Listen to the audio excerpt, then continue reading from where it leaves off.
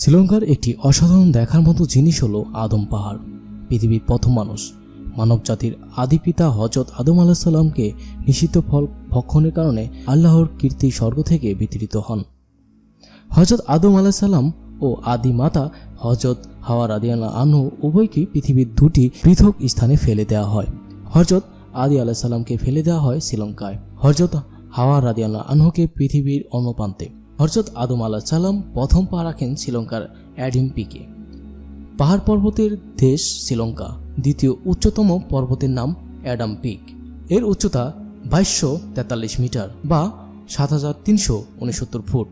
এটি শ্রীলঙ্কার দক্ষিণ পশ্চিম অঞ্চলের রত্নপুর জেলায় অবস্থিত।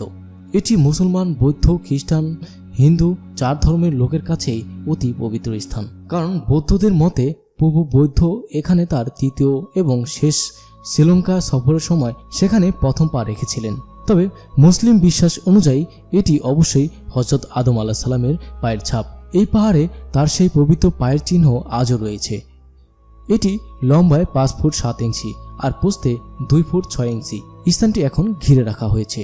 হিন্দুদের মতে শিব এখানে প্রথম পা রাখে। খ্রিস্টানদের মতে ষোড়শ শতকে পর্তুগিজ ধর্মপ্রচারক সেন্ট মাথস, যিনি শ্রীলঙ্কাতে খ্রিস্টান ধর্ম প্রচার করেন এবং তার পদচিহ্ন এটা। আর আরবদের মতে স্বর্গ থেকে বহিষ্কৃত হয়ে প্রথম মানব হযরত আদম আলাইহিস সালাম এখানে সর্বপ্রথম পা রাখেন। মতামত যাই হোক না কেন, অ্যাডাম পিক চার ধর্মের অনুযায়ী তাদের কাছে পবিত্র স্থান। তবে শ্রীলঙ্কার যেহেতু বৌদ্ধ ধর্মের প্রাধান্য, তাই এই পর্বতে তাদেরই কীর্তি চলছে। বন্ধুরা, এই সম্পর্কে আপনাদের কি মনে হয়? আর যারা জানেন তারা কিন্তু অবশ্যই কমেন্টে জানাবেন।